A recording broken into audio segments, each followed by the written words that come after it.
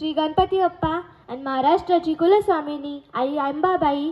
तसेच आजकाल हल्ली असे म्हणतात जिथं मस्तक टेकवावं अशा नमस्कारांच्या जागा हल्ली खूप कमी होत चाललेत. पण ज्यांचं नाव ऐकतात हे मस्तक नतमस्तक झाल्याशिवाय राहत नाही असं आपले छत्रपती शिवाजी राजे भोसले, ज्यांनी आपल्या जगण्यातून ज्यांनी आपल्या वागण्यातून जगाला असे दाखवून दिले की आम्ही चुकून मुंगीच्या वाटेला सुद्धा जात नाही, पण आमच्या नादी कोणी लागलं तर सिंहाच्या जबड्यातील दात मोजायला मागे पुढे पाहत नाही असे आपले धर्मवीर छत्रपती संभाजीराजे भोसले. रयतेसाठी लढ रे पोरा अशा त्या आईचा आवाज होता. ती आई म्हणजेच राजमाता राष्ट्रमाता माँसाहेब जिजाऊ. त्याचप्रमाणे महात्मा फुले, सावित्रीबाई फुले, राजश्री शाहू महाराज, डॉक्टर बाबासाहेब आंबेडकर, झांसी की राणी लक्ष्मीबाई, शहीद भगतसिंग, त्याचप्रमाणे सन्माननीय व्यासपीठ यांना वंदन करते. मुद्रा माझ्या माता जिजाऊंना जिनी घडवले शूर शिवबाला, मुद्रा माझ्या माता जिजाऊंना जिनी घडवले शूर शिवबाला. साक्षात होती ती आई भवानी जिच्या पोटी जन्म घेतला शूर शिवबानी, साक्षात होती ती आई भवानी जिच्या पोटी जन्म घेतला शूर शिवबानी. जिजाऊ तुम्ही नसता तर नसते घडले शिवराय न शंभू छावा, नसते घडले शिवराय न शंभू छावा. जिजाऊ तुम्ही नसता तर नसता मिळाला हा स्वराज्याचा ठेवा, नसता मिळाला हा स्वराज्याचा ठेवा. जिच्या हाती पाळण्याची दोरी, जिच्या हाती पाळण्याची दोरी ती जगाला उधारी, जिच्या हाती पाळण्याची दोरी ती जगाला उधारी. अशा केलेल्या ओळी म्हणजे आपल्या मातृत्वाच्या महामंगलविष्काराच्या परमोत्सनाचा सुंदर रेखीव नमुनाच.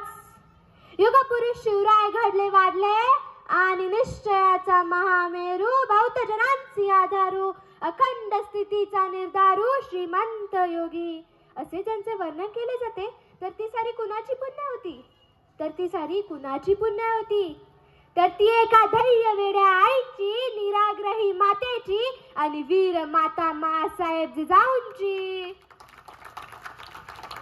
राजमाता जिजाऊ म्हणजे त्याग, धैर्य आणि असीम संघर्षाची मूर्ती. त्या केवळ जिजाऊ शिवरायांच्या मातोश्री नव्हत्या तर या स्वराज्याच्या निर्मितीच्या पहिल्या शिल्पकार होत्या. जिजाऊंचा जन्म 12 जानेवारी 1598 रोजी सिंदखेड राजा इथे झाला. ते लहानपणापासूनच धाडसी, बुद्धिमान आणि स्वाभिमानी होत्या. त्यांचा विवाह भोसले घराण्यांच्या शहाजीराजांशी झाला. त्यांचे वैवाहिक आयुष्यही संकटांनी वेढलेले होते. शहाजीराजांवर आलेल्या राजकीय संकटामुळे त्यांना दूर राहावे लागले, पण माझ्या जिजाऊंनी त्यांचे धैर्य कधीच सोडले नाही. माता केवळ मायाळू नसून शक्ती असू शकते, माता केवळ मायाळू नसून शक्ती असू शकते याचे सर्वात मोठे उदाहरण राजमाता जिजाऊ यांचे असावे.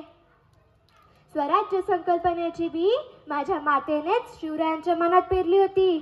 तुम्हाला हे स्वराज्य निर्माण करायचे आहे असा प्रचंड आत्मविश्वास शिवरायांच्या मनात निर्माण केला होता आणि तसेच त्यांना लहानपणापासून वाढवले होते. आपल्या मनात असलेल्या हिंदवी स्वराज्य संकल्पना प्रत्यक्षात साकार करण्यासाठी त्यांनी छत्रपती शिवरायांना ज्ञान, चारित्र्य, चातुर्य, संघटन, व्यवस्थापन, शस्त्रविद्या व पराक्रम अशा राजस्व सत्व गुणांचे बालकडू देणाऱ्या राजमाता जिजाऊ. ज्या वयात मुले खेळण्यात दंग असतात त्या वयात राजमाता जिजाऊ ह्या तलवारीची मूठ घट्ट पकडण्यात दंग होत्या. लष्करी शिक्षणासाठी लखोजिंकडे हट्ट करणाऱ्या जिजाऊंना शूरवीरांच्या कथा ऐकून स्फूर्ती चढे. मळसाबाईंनीही आपल्या लेकीला अशा शूरवीरांच्या कथा सांगून तिच्या शूरपलानाला प्रोत्साहन दिले. शत्रूचे सरदार आया बहिणींचे अब्रू वेशीवर टांगत होते. मुलींचा लिलाव होत होता. स्वातंत्र्य स्वातंत्र्य कशाला म्हणतात हे विसरून गेलेला समाज आदिलशाही, निजामशाही, मुघलशाही इत्यादी शाहींचा निमूटपणे अत्याचार सहन करत होता. शेतकऱ्यांची तरी अवनी वाईट अवस्था होती. पिकवावे आपण आणि कणगी मात्र बादशाची भरावी, पिकवावे आपण आणि कणगी मात्र बादशाची भरावी. घाम गाळावा पण पोट भरू नये, समाजाची ही वाईट अवस्था जिजाऊंना बघवत नव्हती. त्यांना या अन्याय अत्याचार विरुद्ध लढणारा वीर पाहायचा होता. पराक्रमी शहाजीराजांची ओरतान जिजाऊ जवळून अनुभवत होत्या. आदिलशाही, निजामशाही, मुघलशाही इत्यादी शाहींमध्ये आपला पराक्रम गाजूनही त्यांचं दुय्यम स्थान जिजाऊंना जाणवत होते. ती सत्ता असली तरी तिथे मानसन्मान नाही, स्थिरता नाही, रयतेचं कल्याण नाही असे विचार जिजाऊंना सतत अस्वस्थ करीत होते. या समाजात मुलाच्या जन्माआधी त्याच्या जीवनाचे ध्येय जाणवणाऱ्या किती माता असतील हे ठरवणं तर शक्यच आहे. पण एका मातेने ती किमया केली आणि शतकानुशतके स्वराज्यावर अन्याय करणाऱ्या दैत्यांचा निपात झाला. पुत्र शिवरायांच्या वेळी गरोदर असताना घोड्यावर मान देऊन शिवनेरीच्या दिशेने घोडदौड करणाऱ्या माता जिजाऊंनी स्वराज्य स्थापनेची मुहूर्तमेढच रवली असे म्हणावे लागेल. आपल्या पुत्राला जन्म देऊन शिवाई देवीचा कृपाप्रसाद म्हणून शिवाजी नामकरण करून त्याच इतिहासाचे बालकडू पाजले. अहो, शिवरायांना फक्त 50 वर्षाचे आयुष्य लाभले हो, फक्त 50. त्या 50 पैकी 45 वर्ष त्यांच्यावर मायाने नजर ठेवणारी राजमाता म्हणजेच जिजाऊ. पुणेतील शिवनेरी किल्ल्यावर राजमाता जिजाऊंनी शिवरायांना एक आदर्श योद्धा आणि न्यायप्रिय राजा घडवलं. त्यांनी शिवरायांना फक्त तलवार चालवायला शिकवलं नाही तर प्रजेसाठी झिजण्याचं महत्त्व पटवलं. ज्या वयात मुले खेळण्यात दंग असतात त्या वयात राजमाता जिजाऊ हे तलवारीची मुठ हातात घट्ट पकडण्यात दंग होत्या. जिजाऊंनी आपल्या मुलाला शिकवलं की युद्धनीती, प्रशासन आणि धर्माचे ज्ञान दिले. त्यांनीच स्वराज्य स्थापनेची मुहूर्तमेढ त्यांच्या मनात पेरली होती. त्यांचं जीवन फक्त संघर्षाने भरले नव्हते तर त्यात मातृत्व, राजकारण व कुशल नेतृत्व याचे सुंदर मिश्रण होते. त्यांनी कित्येक संकटे, राजकीय डावपेच आणि सामाजिक अडथळे पार करत स्वराज्याचा पाया भक्कम केला. आज जिजाऊंचं जीवन आपल्याला शिकवतं की संकट किती मोठं असलं तरी आपला आत्मविश्वास प्रबळ असेल आणि ध्येय स्पष्ट असेल तर या जगात कोणतीही गोष्ट अशक्य नाही. राजमाता जिजाऊ यांना केवळ पुत्रविषयी प्रेम नव्हतं तर जनतेसाठी असीम माया होती. त्यांनी छत्रपती शिवरायांना शिकवलं की तलवार चालवणं इतकंच महत्त्व न्याय देण्याला आहे. त्या केवळ एक माता नव्हत्या तर एक कुशल राजकारणी आणि व्यवस्थापक होत्या. आणि ते म्हणतात ना, मंजिल सिर्फ उन्हीं को मिलती है जिनके सपनों में जान होती है. मंजिल सिर्फ उन्हीं को मिलती है जिनके सपनों में जान होती है. सिर्फ पंख होने से कुछ नहीं होता है, सिर्फ पंख होने से कुछ नहीं होता है. हौसलों से उड़ान होती है, हौसलों से उड़ान होती है. असाच हौसला राजमाता जिजाऊ यांची अंगी होता. म्हणूनच त्यांच्या स्वतंत्र स्वराज्य राज्याची महत्त्वाकांक्षा छत्रपती शिवरायांनी पूर्ण केली. महाराष्ट्र जशी वीर पुत्रांची भूमी आहे तशीच वीर मातेंची देखील भूमी आहे. मित्रांनो, राजमाता जिजाऊ ह्या काय साधारण स्त्री नव्हत्या. त्यांनी आपल्या मावळ्यांच्या रक्तामध्ये स्वाभिमान पेरला होता. मावळलेल्या जनतेला स्वराज्याचं स्वप्न दाखवून त्यांना खऱ्या अर्थाने जिवंत करण्याचे काम हे राजमाता जिजाऊ यांनीच केले होते. इथे एक प्रसंग नोंदवणे आवश्यक वाटत आहे ज्यातून जिजाऊंचा लढाऊपणा आणि करारीपणा व्यक्त होण्यास मदत मिळते. 1660 मध्ये जेव्हा विजापूरच्या सिद्धी जोहरने पन्हाळगडाला वेढा घातला होता त्यावेळी राजमाता जिजाऊ ह्या राजगडावर होत्या. त्यांनी नेताजी पालकरांना पुढील भाषेत सुनावले, तुम्हाला जर वेढा तोडण्याची शक्य नसेल तर मी शिवरायांना जाऊन स्वतः सोडून आणते. पुढे जेव्हा नेताजी पालकरांनी वेढा तोडण्याचे यशस्वी झाले नाहीत त्यावेळी जिजाऊंनी स्वतः जाऊन शिवरायांना सोडून आणायचा निर्धार केला होता. विशेष म्हणजे तर त्यावेळी त्यांचं वय 62 वर्ष होते. एवढ्या उतार वयातही आपल्या शत्रू विरुद्ध लढण्याची प्रचंड उर्मी त्यांच्या ठाई होती हेच सिद्ध होते.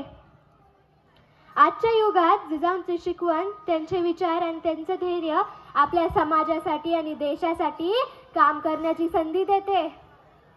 जर प्रत्येक स्त्रीने जिजाऊंसारखे नेतृत्व स्वीकारले आणि प्रत्येक तरुणाने जर शिवरायांसारखे स्वराज्यासाठी झटायला सुरुवात केली तर या भारताला नक्कीच सुवर्ण युग येईल. स्वराज्यावर अनेक संकटे चालून आलेली, पण जिजाऊंनी ती धैर्याने परत फिरवली. शाहिस्ते खान, आदिल खान, दिलेर खान, मिर्झा राजे असे एकामागून एक चालून आलेली. प्रत्येक वेळी या मातेने शिवरायांना खंबीरपणे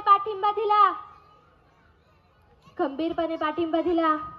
मुजरा छत्रपती शिवरायांना रयतेच्या राजाला ज्याच्या भक्तीला जोड नाही आणि शौर्याला तोड नाही, जो अठांग आहे सागर सम्मान, जो त्या सूर्याची शान धगधगाता स्वाभिमान. काळीज आहे सह्याद्री, ज्याला शंभूचा अभिमान. महाराष्ट्राच्या देवऱ्यात ज्याचं पहिलं स्थान. मराठ्यांचा भगवा आसमानंत आहे, कृपावंत आहे आणि दयाचा वसंत आहे. जिजाऊमुळेच हे स्वराज्य घडलं, कारण जिजाऊने शिवरायांवर खूप चांगले संस्कार केले, म्हणून हे स्वराज्य घडले. पण आज आम्ही आमच्या स्त्रियांमध्ये जिजाऊ पाहत नाही, स्त्रियांना मान सन्मान देत नाही.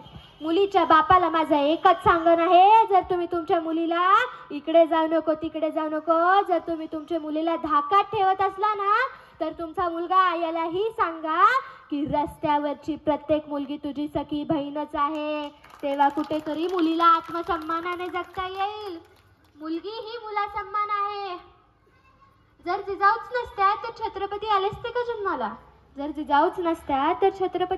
का जन्माला? त्या गर्भातल्या कन्यामध्येही जिजाऊंचं रूप पाहना. म्हणून म्हणावे असे वाटते, जी माणसे इतिहास घडवतात ती माणसे इतिहास विसरूच शकत नाही, परंतु जी माणसे इतिहास विसरतात ती माणसे इतिहास घडूच शकत नाही. मुलींनीही जिजाऊंचे संस्कार घेतले पाहिजे, जिजाऊंसारखे जगले पाहिजे, अन्याय विरुद्ध लढले पाहिजे. जिजाऊंचा इतिहास वाचा, सावित्रीबाई फुलेंचा आदर्श घ्या, शिवचरित्र वाचा. मम्मीची लाडकी आणि पप्पाची परी बनून जगण्यापेक्षा जिजाऊंसारखं वाघीण बनून जगा. म्हणून म्हणावे असे वाटते, जिजाऊंचे संस्कार आम्हावर नाही देणार दगा. पाठीमागून वार करणाऱ्या साल्यांनो, एकदा पुढे येऊन तर बघा. आजची परिस्थिती बदलली. ज्या जिजाऊंनी तुम्हाला लहानचं मोठं केलं, त्या जिजाऊंना तुम्ही घराच्या बाहेर काढतात, अनाथ आश्रमामध्ये टाकतात. माँ तब रोती थी जब बच्चे खाना नहीं खाते थे, माँ आज भी रोती है जब बच्चे खाना नहीं देते थे.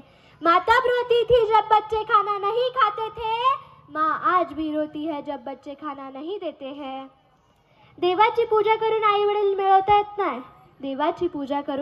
मिळवता येत नाही, पण आई वडिलांची पूजा करून देव नक्कीच मिळवता येतो. बायकोसाठी आणि प्रियसीसाठी महल आणि ताजमहल बांधणारे अनेक बघितले, पण आपल्या आईच्या स्वप्नात स्वराज्य निर्माण करणारे राजे म्हणजे छत्रपती शिवाजी राजे होय. इथे एक प्रसंग सांगते. एकदा काय झालं, एक माणूस जिजाऊंकडे आला आणि म्हणू लागला, जिजाऊ मासाहेब, लोक म्हणतात जर मी माझी जमीन पेरली तर माझा वंश बुडेल. तेव्हा जिजाऊ शिवरायांना म्हणाल्या, शिवबा हे घे नांगर आणि नांगरून टाक ती जमीन. म्हणून म्हणावे असे वाटते, अंधाराला घाबरत नाही, आभाळाची साथ आहे, अरे मोडेल पण वाकणार नाही, ही मराठ्यांची जात आहे. शब्दांमध्ये गोडवा, आमच्या रक्तामध्ये इमानदारी. आम्ही भगव्यासमोर महाराष्ट्राची शान आहे, अरे मोडेल पण वाकणार नाही, ही मराठ्यांची जात आहे. जयंती नाचून नाही तर वाचून साजरी केली असती ना, तर राजमाता जिजाऊ ह्या पुस्तकात नाही तर सर्वांच्या मस्तकात उतरल्या असत्या. जिजाऊंच्या लेकी आम्ही, आमचा मराठा मोळा मान, डोक्यावरती भगवानच्या कपाळी चंद्रकोराची शान. जाता जाता एवढेच म्हणेल, आता अंधार पडला एक दिवा पाहिजे, ह्या महाराष्ट्राला पुन्हा जिजाऊंच्या विचारात शोभा पाहिजे. काही दिवसांनी जिजाऊ हे जग सोडून गेल्या. डबडबत्या आशुनीश महाराष्ट्र सारा उभा.